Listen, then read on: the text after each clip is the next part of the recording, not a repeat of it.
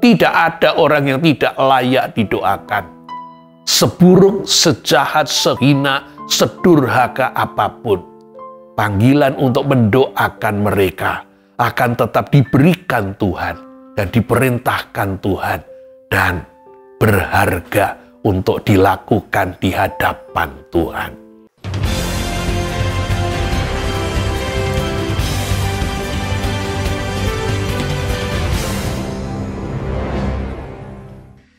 Shalom Bapak Ibu, Saudara-saudari, selamat bergabung kembali bersama dengan saya dalam Walking with God.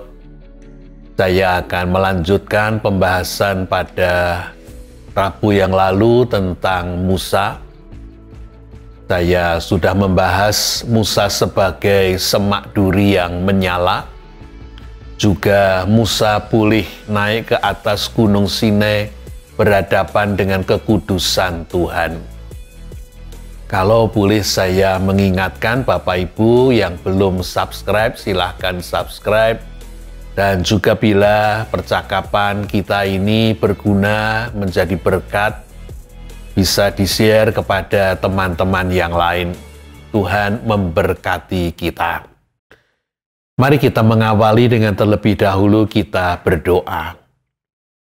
Ya Tuhan yang menjadi sumber kehidupan kami, Tuhan yang kami kenal Bapa, Putra, dan Roh Kudus.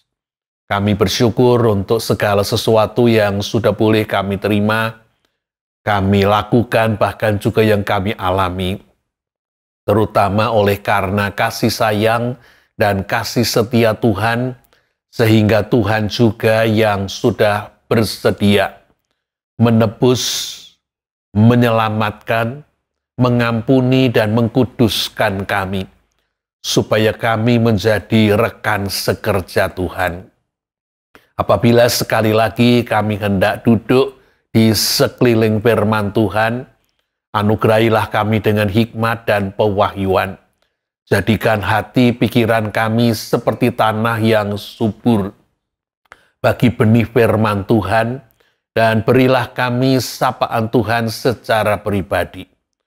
Tolonglah alat yang menjadi perantaraan firman, layakkan, kuduskan, dan mampukanlah ia berkata-kata seturut dengan kehendak Tuhan, tetapi juga agar kata-katanya dapat kami ikuti dan kami mengerti. Di dalam nama Tuhan Yesus, Tuhan dan Juru Selamat kami berdoa dan memohon. Amin. Bacaan firman Tuhan yang saya pilih terambil dari kitab Ulangan, pasal yang ke-34, bagian terakhir dari kitab Ulangan, Ulangan pasal 34, ayat 10 sampai dengan 12, yang dituliskan demikian. Seperti Musa dikenal Tuhan dengan berhadapan muka, tidak ada lagi nabi yang bangkit di antara orang Israel dalam hal segala tanda dan mujizat yang dilakukannya atas perintah Tuhan di tanah Mesir terhadap Firaun dan terhadap semua pegawainya dan seluruh negerinya, dalam hal segala perbuatan kekuasaan dan segala kedahsyatan yang besar yang dilakukan Musa di depan seluruh orang Israel. Bapak Ibu, saudara-saudari yang dikasihi oleh Tuhan Yesus Kristus, kita sudah mengikuti betapa Musa berjalan bersama dengan Tuhan, sehingga Musa disebut sebagai teman, sahabat, orang yang berhadapan dengan Tuhan, berhadapan muka dengan Tuhan. Musalah yang boleh naik ke atas puncak Sinai, berhadapan dengan kekudusan Tuhan. Dan 3-4 kali dikatakan Musa berada di atas puncak Sinai, 40 hari 40 malam untuk bersama dengan Tuhan. Dan salah satu bagian yang sekarang kita temukan sebagai keistimewaan Musa adalah Musa sedemikian rupa bersama dengan Tuhan bukan hanya boleh berhadap-hadapan secara posisi, tetapi juga ketika Musa berada di atas gunung Sinai dan kemudian turun ke bawah gunung, dikatakan di sana bahwa muka Musa itu bercahaya. Keluaran pasal 34 ayat 28 sampai dengan 35. Agaknya di atas puncak Sinai Musa berhadapan dengan cahaya kemuliaan Tuhan. Dan cahaya kemuliaan Tuhan ini menerpa bagian wajah Musa berhari-hari. Sehingga cahaya ini kemudian meresap, masuk, dan kemudian menjadi terang di bagian muka Musa. Musa juga satu-satunya orang yang mendapatkan keistimewaan untuk melihat bagian belakang Tuhan. Oleh karena ketika Musa menyatakan keinginannya, kerinduannya, dan hasratnya untuk melihat Tuhan, melihat kemuliaan Tuhan, Tuhan mengatakan, tidak ada orang dapat melihat wajahku dan tetap hidup, oleh karena manusia berdosa. Tetapi aku akan melewatkan diriku, dan engkau akan aku tempatkan di sebuah lekuk di bagian gunung. Aku akan menutupi sebagian kemuliaanku dengan tanganku. Dan sesudah aku lewat, aku akan membiarkan engkau melihat bagian belakangku. Bapak, Ibu, saudara-saudari yang dikasihi oleh Tuhan Yesus Kristus, sedemikian dekat Musa dengan Tuhan. Sementara Tuhan adalah Allah yang kudus. Sedemikian istimewa posisi yang diberikan Tuhan kepada Musa. Tetapi, apakah keistimewaan ini kemudian berarti Musa tidak diperlakukan sebagaimana seharusnya?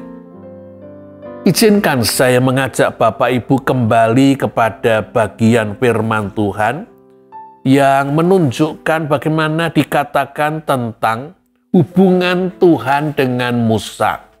Dikatakan bahwa Musa akan dijadikan pengganti bangsa Israel.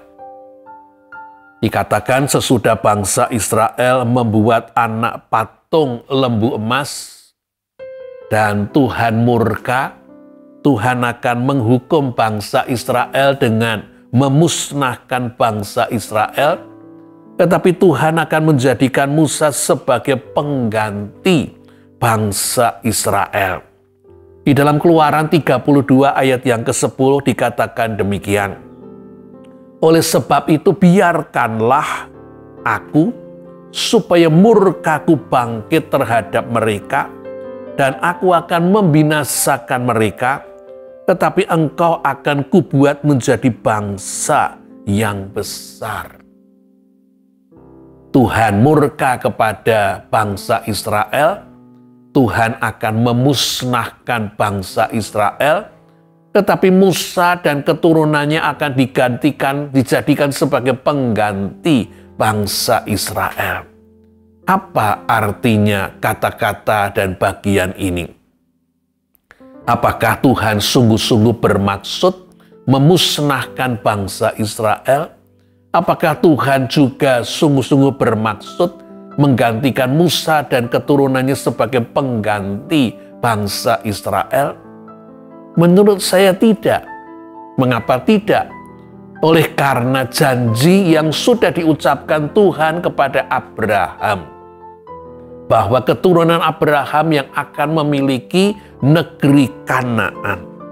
Saya tunjukkan di dalam Kejadian pasal 15 ayat 13 sampai dengan 14, lalu meloncat ayat yang ke-16. Firman Tuhan kepada Abram, ketahuilah dengan sesungguhnya keturunanmu akan menjadi orang asing di suatu negeri yang bukan kepunyaan mereka, dan bahwa mereka akan diperbudak dan dianiaya 400 tahun lamanya. Tetapi bangsa yang memperbudak mereka akan kuhukum, Dan sesudah itu mereka akan keluar dengan membawa harta benda yang banyak. 16. Tetapi keturunan yang keempat akan kembali ke sini.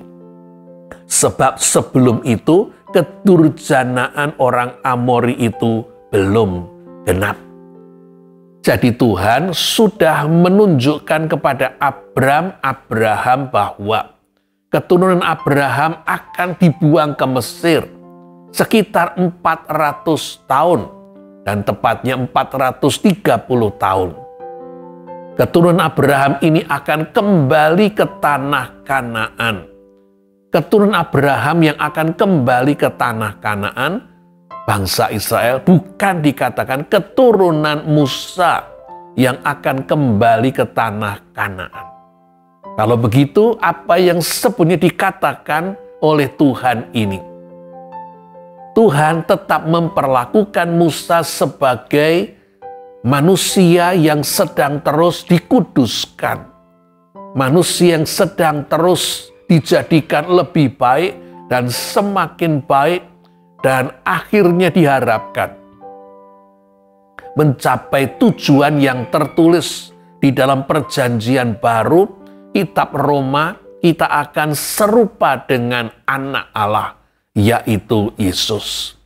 Karena itu Musa walaupun memiliki relasi sedemikian intim dengan Tuhan, Musa walaupun sudah menunjukkan hal-hal yang sangat luar biasa, berdoa syafaat untuk bangsanya hingga berpuasa 40 hari 40 malam. Musa yang rela namanya dicoret digantikan nama Israel. Musa yang sudah sedemikian rupa masih tetap harus diuji oleh Tuhan. Seperti emas diuji dengan api supaya menjadi semakin murni. Oleh karena ketika emas dibakar dan menjadi cairan, maka campuran-campuran perak atau tembaga atau bagian lain karena perbedaan berat jenis akan mengelompok tersendiri. Emas dibakar menjadi semakin murni. Musa butuh untuk terus-menerus dibakar supaya menjadi semakin murni.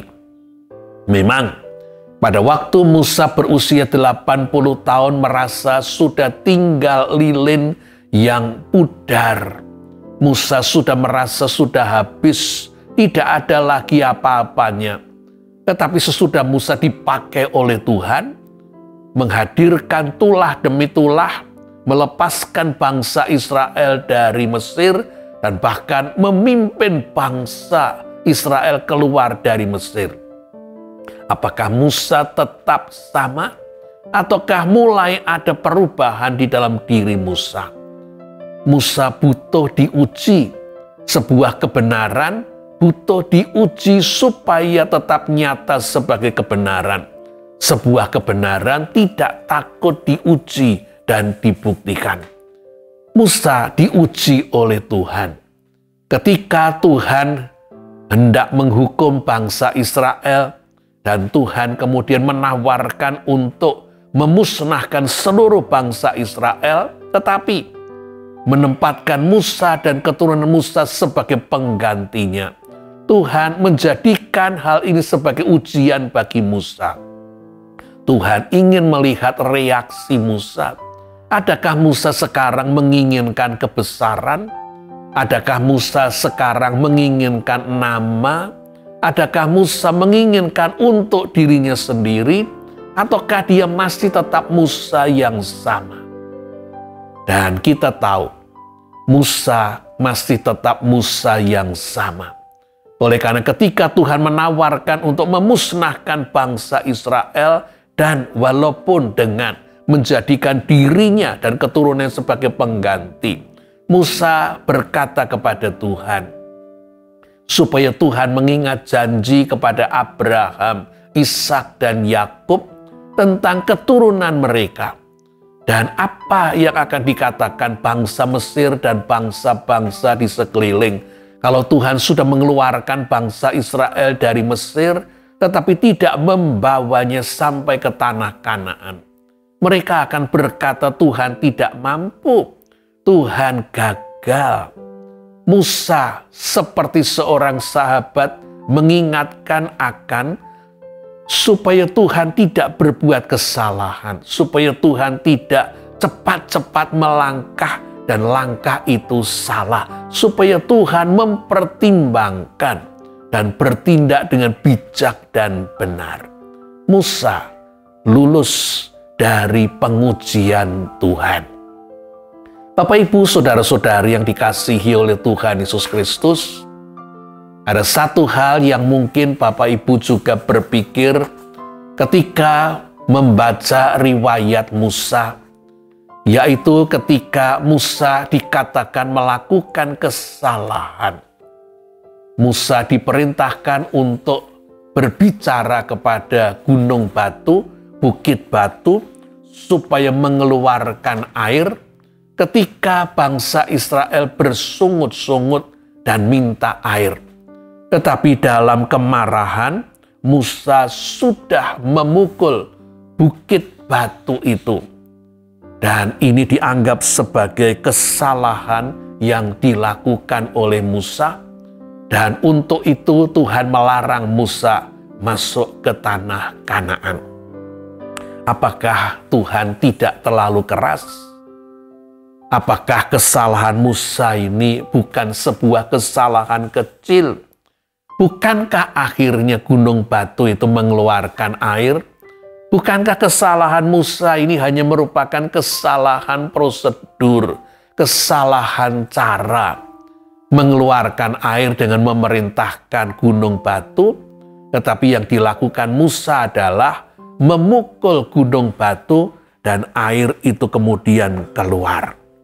Bapak, Ibu, saudara-saudari yang dikasihi oleh Tuhan Yesus Kristus, mari kita lihat bagian ayat yang membicarakan hal ini di dalam Bilangan pasal yang ke-20. Dikatakan oleh Musa pada waktu hendak memberi air untuk bangsa Israel. Dengarlah, hai orang-orang durhaka. Apakah kami harus mengeluarkan air bagimu dari bukit batu ini? Lalu Musa memukul bukit batu itu 2 kali dan air pun keluar. Biasanya gunung batu itu dipukul dan air itu keluar. Agaknya Musa kali ini terpancing emosinya. Musa agaknya sudah mulai naik darah, marah. Oleh karena untuk kesekian kalinya bangsa Israel meributkan soal air, padahal selalu soal air adalah urusan Tuhan, dan selalu pada akhirnya bangsa Israel mendapatkan air, bisa minum, dan untuk itu mereka bisa hidup, masih hidup, dan akan hidup oleh karena akan dibawa ke tanah Kanaan.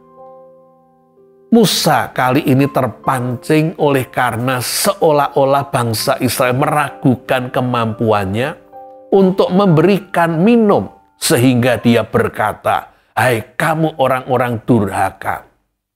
Mungkin benar, tidak percaya Tuhan, tidak percaya Musa, meragukan Tuhan, meragukan Musa, melawan Tuhan, melawan Musa. Tetapi kalimat berikutnya, apakah kami harus mengeluarkan air bagimu dari bukit batu ini? Nanti dulu. Siapa yang selama ini mengeluarkan air dari bukit batu? Musa? Bukan. Musa hanya diperintahkan Tuhan memukul bukit batu dan bukit batu itu mengeluarkan air. Bukan Musa yang mengeluarkan air, tetapi Tuhan. Dalam kemarahan terhadap bangsa Israel, Musa sudah tidak lagi menempatkan diri sebagai hamba Tuhan. Musa tidak berpikir tentang Tuhan. Musa berpikir tentang dirinya sendiri. Dan karena itu dia tidak mendengarkan Tuhan dengan cermat. Oleh karena yang diinginkan Tuhan adalah berbeda dengan biasanya. Karena Tuhan mau menunjukkan pada kali ini, Tuhan adalah Allah yang sabar. Tuhan akan menjadi seperti guru yang akan tetap sabar mengajar, memberikan keinsiapan. Dengan Musa diperintahkan untuk berbicara, memerintahkan bukit batu supaya mengeluarkan air, dan bukit batu itu akan mengeluarkan air.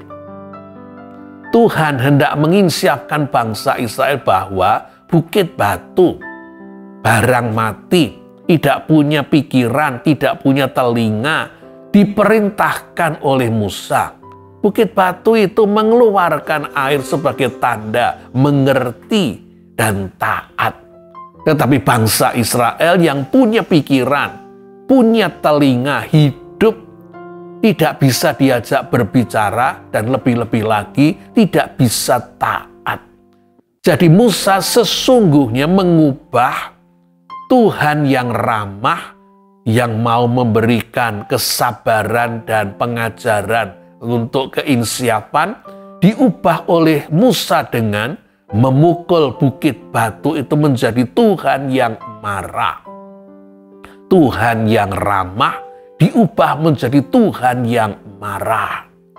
Bapak, Ibu, saudara-saudari yang dikasihi oleh Tuhan Yesus Kristus, makin tinggi kedudukan seseorang, makin besar konsekuensi bila ia berbuat kesalahan. Kalau petugas cleaning service melakukan kesalahan dalam tugasnya, seberapa besar akibatnya? Karena petugas cleaning service hanya menyangkut soal kebersihan.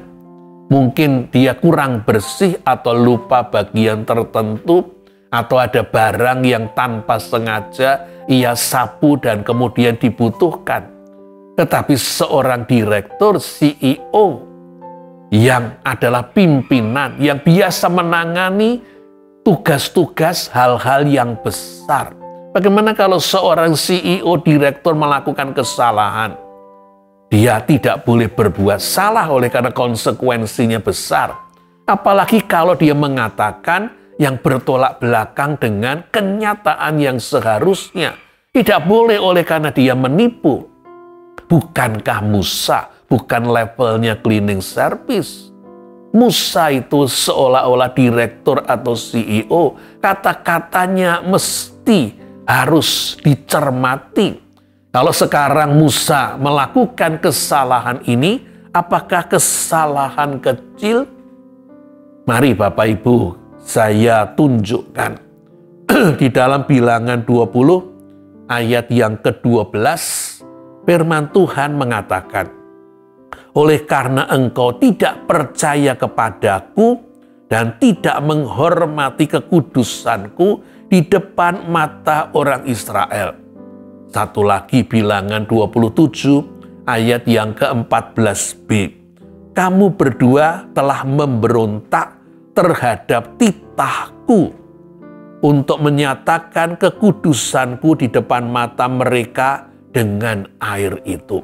3 hal yang dinilai sebagai kesalahan Musa: tidak percaya, tidak menghormati kekudusan Tuhan, dan memberontak terhadap titah. Siapa yang biasa bertitah? Raja. Bagaimana kalau orang melanggar titah raja? Menganggap titah raja itu bukan sesuatu yang perlu dilakukan. Mengabaikan titah raja, menganggap raja itu tidak penting, tidak berharga. Oh, konsekuensi tidak melakukan titah raja, hukumannya berat. Musa dikatakan tidak percaya kepada Tuhan. Disuruh berbicara, tetapi memukul. Musa dikatakan melanggar kekudusan Tuhan. Tuhan ingin menunjukkan Tuhan yang ramah. Musa membuat Tuhan menjadi Tuhan yang marah. Musa memutarbalikkan persoalan. Bapak, Ibu, saudara-saudari yang dikasihi oleh Tuhan Yesus Kristus, di dalam bagian yang lain, di dalam kitab 1 Raja-Raja pasal yang ke-13, kita menemukan tentang cerita abdi Allah yang diutus Tuhan memperingatkan Raja Yerobeam, dan nabi ini, abdi Allah ini sudah dipesan untuk tidak boleh makan dan minum di jalan. Dia harus berangkat dan pulang pun tidak boleh melalui jalan yang sama. Ketika dia mendoakan Raja Yerobeam yang tangannya terkedang sehingga sembuh, dan dia kemudian diundang untuk makan dan minum, abdi Allah ini menolak dengan mengatakan, sekalipun setengah kerajaan engkau berikan kepadaku, aku tidak akan makan dan minum karena Tuhan memerintahkan supaya jangan makan dan minum di jalan. Tetapi cerita itu berlanjut dengan seorang nabi tua, Nabi Emeritus, yang mendengar cerita itu lalu menyusul si abdi Allah ini dan berdusta dengan mengatakan, Tuhan berfirman kepadaku supaya mengajak engkau ke rumahku untuk makan dan minum. Dan abdi Allah ini kemudian membawa orang ini, abdi Allah ini, untuk ke rumahnya dan makan minum. Tetapi Tuhan kemudian menegur, Tuhan kemudian menyalahkan abdi Allah ini dengan mengatakan, engkau memberontak terhadap perintahku. Mayatmu, jenazahmu tidak akan dikumpulkan dengan nenek moyangmu. Abdi Allah ini kemudian diterkam singa, hanya diterkam sampai mati, dan singa itu duduk di sebelahnya. Tidak mengapa-apakan jenazahnya, juga tidak mengapa-apakan keledainya. Dan orang kemudian menyaksikan pemandangan yang aneh. Dia mati tergeletak, keledainya ada di situ, dan seekor singa duduk tanpa berbuat yang lain. Jadi, kalau si abdi Allah ini tidak boleh makan dan kemudian melanggar titah Tuhan dengan makan dan minum dengan dihukum mati, apakah Musa dilarang masuk ke tanah perjanjian? Itu sebuah hukuman yang besar? Saya rasa tidak.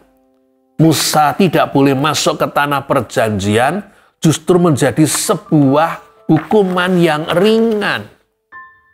Oleh karena Musa seharusnya melanggar titah Tuhan, bukankah harus dihukum mati? Bahkan, izinkan saya mengatakan, Musa dihukum tidak boleh masuk ke tanah perjanjian, itu baik. Bukankah Tuhan seringkali mereka-rekakan apa yang tidak baik menjadi baik? Mengapa saya katakan baik? Oleh karena yang pertama, Musa sendiri menyadari dia sudah tidak sama dengan hari-hari yang lalu. Di dalam Keluaran pasal 31 ayat 2, Musa menyadari usianya sudah 120 tahun sehingga dia mengatakan, aku tidak lagi giat. Dia sudah 120 tahun. Dia sudah lanjut usia. Dia sudah tua. Dia sudah melemah. Jikalau dia masuk ke tanah Kanaan, dan masuk ke tanah Kanaan itu berarti perang dan perang dan perang, pertempuran dan pertempuran dan pertempuran, di mana tempat Musa? Dia hanya akan menjadi pemimpin spiritual, pemimpin rohani. Musa tidak mampu memimpin peperangan. Yang kedua, ketika Musa tidak masuk ke tanah Kanaan, Yosua yang menjadi penggantinya lebih leluasa untuk memimpin bangsanya. Yosua tidak berada di bawah bayang-bayang Musa. Kalau Musa masuk, Yosua akan canggung untuk memimpin oleh karena dia mungkin akan bertanya kepada Musa. Dia tidak bebas untuk mengambil keputusan, mengambil kebijakan dengan konsekuensi salah ya dia, benar ya dia, atau lebih tepat mengambil keputusan dengan langsung berkomunikasi dengan Tuhan yang akan membuat Yosua lebih bertumbuh secara rohani. Dengan Musa tidak masuk ke tanah perjanjian, Yosua dapat menjadi pemimpin yang baik. alih generasi kepemimpinan. Satu, Musa sudah tidak lagi giat. Yang kedua, dalam rangka alih generasi kepemimpinan. Yang ketiga, orang-orang Israel yang masuk ke tanah Kanaan adalah generasi yang ketika berusia 20 tahun ke bawah keluar dari Mesir, atau yang lahir dalam perjalanan di padang gurun 40 tahun. Jadi kecuali Yosua dan Kaleb yang akan masuk ke tanah Kanaan berusia 20 di bawah, mungkin 19, ditambah dengan masa kerja Musa 40, 59 tahun itu yang paling tua. Selebihnya di bawah 59 tahun. Sementara Musa 120 tahun. Usia orang-orang yang akan masuk ke tanah Kanaan separuh kurang daripada usia Musa. Ada jarak yang terlalu jauh, 60 tahun lebih. Ada jenjang, ada gap. Orang-orang muda ini mungkin akan kesulitan untuk mengikuti Musa, menyesuaikan diri dengan Musa, atau mereka akan dibingungkan dengan adanya matahari kembar, mengikuti Musa atau mengikuti Yosua bila suatu saat mereka berdua berbenturan pendapat. Kalau andai kata misalnya Musa itu masuk. Jadi Musa tidak boleh masuk ke tanah Kanaan adalah baik oleh karena Musa tidak boleh masuk ke tanah Kanaan. Oleh karena Musa dibawa masuk ke tanah kudus yang sesungguhnya, yaitu surga. Bertemu dengan Tuhan, dan Tuhan pun begitu baik kepada Musa. Sehingga Musa diberikan tur untuk masuk ke tanah Kanaan. Yaitu pada waktu Yesus berdoa di Gunung Hermon, Musa bersama dengan Elia datang ke tempat itu. Bapak, Ibu, saudara-saudari yang dikasihi oleh Tuhan Yesus Kristus, Musa pun walaupun sudah sedemikian dekat, intim, bahkan mungkin berhasil, benar, Musa masih diuji oleh Tuhan. Dan ketika Musa salah, Tuhan tidak menganak-emaskan dengan membiarkan kesalahan. Kesalahan Musa juga tetap kesalahan, dihukum oleh Tuhan. Tetapi hukuman ini menurut saya sebenarnya justru merupakan berkat yang tidak kita sadari. Bapak, Ibu, saudara-saudari yang dikasihi oleh Tuhan Yesus Kristus, setiap kita masih akan tetap terus diuji seperti emas dibakar. Kebenaran tidak takut diuji, kebenaran butuh diuji. Kita akan tetap terus diuji seperti Musa, seperti siapapun yang disebut sebagai anak-anak Tuhan. Oleh karena Tuhan ingin kita ini bertumbuh, tidak statis, tidak boleh seperti Musa berpatokan pada kemarin. Biasanya bukit batu itu dipukul. Ini tidak soal biasanya karena kemarin sudah berlalu tadi malam. Hari ini berbeda dengan kemarin, besok berbeda dengan hari ini. Tuhan menguji kita. Karena itu apabila terjadi hal-hal yang tidak enak, yang kita sebetulnya tidak terlalu suka, tidak nyaman, merugikan kita, membuat kita menderita. Mari kita ingat, panggilan Tuhan bukan untuk membuat hidup kita nyaman. Panggilan Tuhan bukan untuk membuat hidup kita itu menjadi semakin besar. Panggilan Tuhan untuk membuat hidup kita ini kudus dan untuk membuat hidup kita ini menjadi berkat, memuliakan nama Tuhan dan memberkati banyak orang di sekeliling kita. Dan untuk itu seperti yang terjadi pada Musa, Tuhan butuh melatih kita, mentraining kita, tetapi juga Tuhan akan menguji kita. Dan bila kita melakukan kesalahan, Tuhan akan meluruskan, Tuhan akan mengoreksi, Tuhan akan membuat kita pada akhirnya mampu melakukan yang benar. Bapak, Ibu, saudara-saudari yang dikasihi oleh Tuhan Yesus Kristus, bagian yang terakhir sesudah Musa diuji oleh Tuhan dan Musa dihukum oleh Tuhan. Saya ingin menunjukkan betapa Musa ini menggambarkan Yesus. Yang pertama, Musa diizinkan untuk naik ke Gunung Sinai. Musa turun dengan muka bercahaya. Bukankah itu sama dengan Matius 17? Ketika Yesus di atas gunung Horeb berdoa dan mukanya menjadi bercahaya. Musa adalah seorang pendoa syafaat. Berdoa ketika bangsanya berbuat dosa, bahkan sampai berpuasa 40 hari 40 malam. Musa bahkan merelakan supaya namanya dalam kitab kehidupan dicoret, digantikan dengan nama Israel.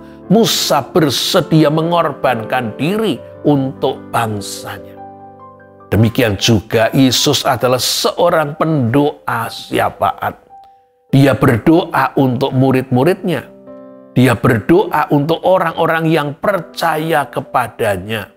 Dan dia mendoakan supaya kita beroleh keselamatan. Dan untuk supaya kita mendapatkan keselamatan, dan itu berarti pengampunan, Yesus bersedia menyerahkan tempatnya sebagai anak Allah untuk kita gantikan. Yesus mau wafat menanggung hukuman dosa yang sekaligus berarti membebaskan kita dari hukuman dosa kita dan mendapat warisan, yaitu kedudukan sebagai anak Allah. Bapak, Ibu, saudara-saudari yang dikasihi oleh Tuhan Yesus Kristus, Musa adalah seorang nabi dengan perbuatan-perbuatan besar, mujizat-mujizat, tanda-tanda. Demikian juga kita menemukan Yesus adalah nabi besar yang melakukan hal-hal yang tidak pernah terjadi. Seperti yang dinubuatkan di dalam Yesaya 35. Cacat sejak lahir, buta, lumpuh, tuli. Di tangan Yesus dengan berkat Yesus bisa menjadi sembuh. Yesus juga mengusir setan-setan yang merasuki tubuh manusia. Yesus melakukan keajaiban, berjalan di atas air, meredakan angin badai. Yesus juga pembuat keajaiban dan mujizat. Satu lagi yang mungkin menarik adalah di dalam Ulangan pasal 18 Musa menubuatkan seorang nabi seperti dirinya yang harus didengarkan oleh bangsa Israel. Musa adalah pemberi hukum Taurat, 613 perintah dan larangan. Musa sangat menegas-negaskan supaya bangsa Israel memegangi perintah-perintah Tuhan yang ia sampaikan. Dan Yesus adalah juga sama seperti Musa yang menggenapi nubuatan Musa, yang seperti Musa yang harus kita dengarkan. Bukankah Bapa berkata ketika muncul dalam awan pada waktu Yesus berubah mulia, "Inilah anakku yang kukasihi, dengarkanlah dia." Kita diperintahkan untuk mendengarkan firman Tuhan. Dan Yesus adalah firman Tuhan yang hidup. Kita diperintahkan untuk mendengarkan Yesus. Bapak, Ibu, saudara-saudari yang dikasihi oleh Tuhan Yesus Kristus, panggilan Musa adalah juga panggilan Yesus.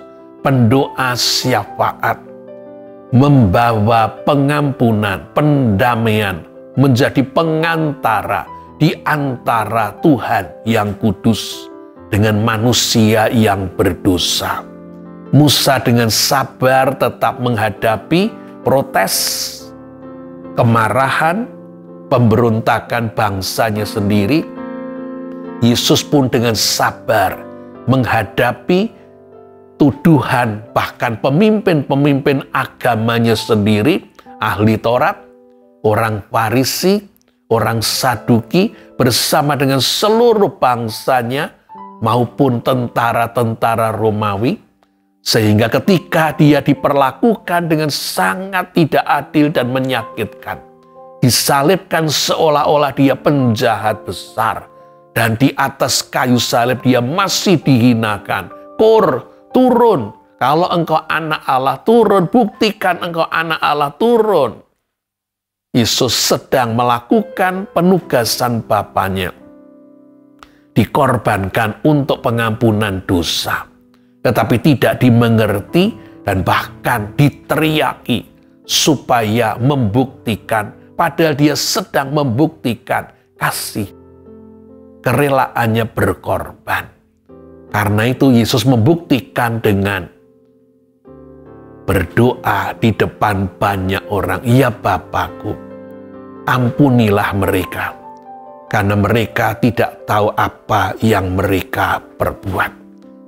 Sebuah bagian yang ketika kita membaca, terlebih jikalau itu difilmkan, sungguh-sungguh menyentuh kita.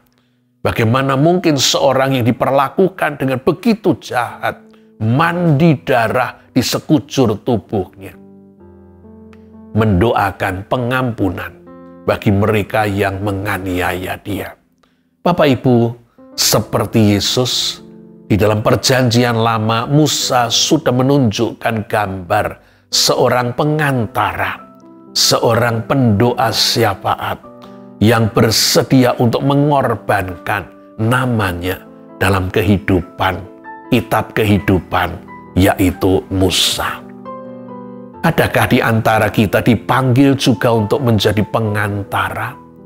Berdoa untuk orang-orang di sekeliling kita yang mungkin dirasakan kejahatannya, kedurjanaannya, dosanya begitu besar, menjadi sebuah penderitaan bagi banyak orang, sehingga lebih banyak orang lebih suka untuk mengutuki supaya ia segera mati saja.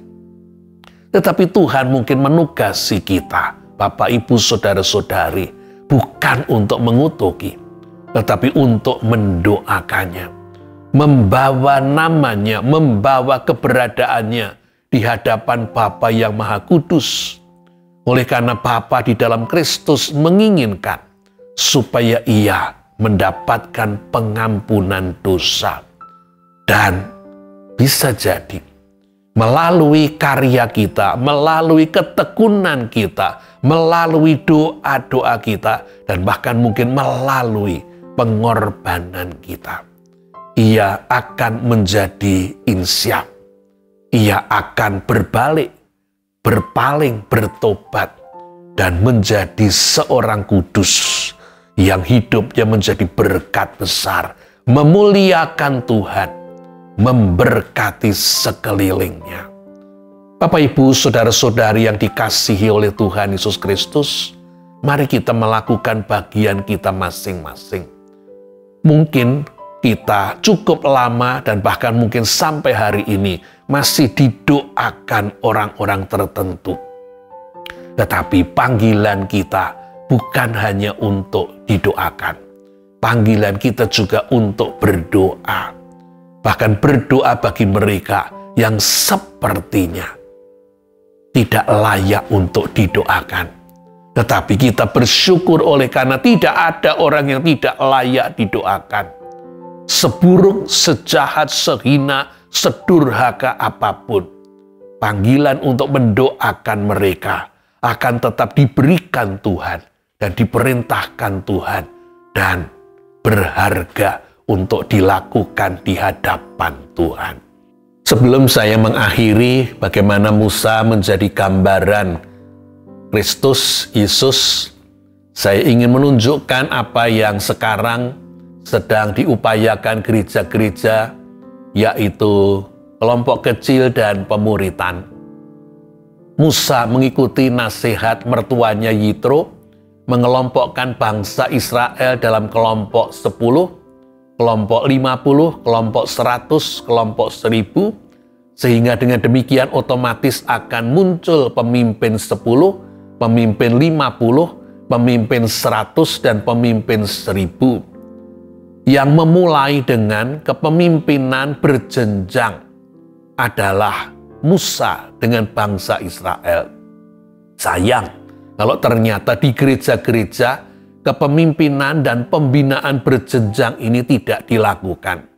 Tetapi yang mau saya katakan adalah Musa mulai dengan mengelompokkan bangsa Israel dalam kelompok 10-10 dengan seorang pemimpin dan 9 orang yang dipimpin. Mereka saling mempedulikan, mereka saling menguatkan, mereka saling menggembalakan, mereka saling mengoreksi. Dan bila ada di antara masalah di antara mereka dengan cepat akan bisa saling tahu dan dengan cepat juga diatasi. Kita tahu Yesus pun memakai kelompok kecil dari banyak murid yang ia kumpulkan. Paling tidak ada 70 murid. Yesus memilih 12 orang untuk dijadikan murid yang dipanggil hidup bersama dengan dia, para rasul. Demikian juga bila sekarang marak dengan pemuritan, Musa sudah lebih dulu memulai dengan tanpa ia sadar memuridkan Yosua. Yosua bukan orang sembarangan, oleh karena Yosua adalah salah satu kader dari suku Efraim. Nama semulanya adalah Hosea bin Nun, tetapi Musa mengubahnya menjadi Yosua bin Nun. Yosua menjadi abdi Musa. Istilah yang seringkali dipakai untuk seorang murid adalah menjadi abdi gurunya, seperti Elisa menjadi abdi bagi Elia. Musa memuridkan Yosua sehingga Yosua selalu mengikuti Musa. Juga ketika Musa naik ke puncak Gunung Horeb, Yosua ada di bawah, lebih tinggi daripada para tua-tua maupun bangsa Israel yang ada di bawah gunung. Musalah yang membimbing Yosua sampai nanti Yosua menjadi siap menjadi penggantinya. Kita menemukan Yesuslah yang mempopulerkan pemuritan. Dari 70 murid, dia mengerucutkan menjadi 12 rasul, dan dari 12 rasul dia memilih 3 orang untuk lebih intens bersama dengan dirinya, Petrus, Yohanes, dan Yakobus. Apakah gereja sekarang masih memakai pembinaan melalui kelompok-kelompok kecil? Dan apakah gereja sekarang masih melakukan pemuritan? Kalau gereja kita, gereja Bapak Ibu belum atau tidak melakukan, mari kita memfokuskan pada diri kita. Apakah Bapak Ibu tidak perlu masuk dalam sebuah kelompok kecil? Apakah Bapak Ibu tidak perlu menjadi seorang murid Kristus yang nantinya juga berupaya untuk memuridkan orang lain menjadi murid Kristus?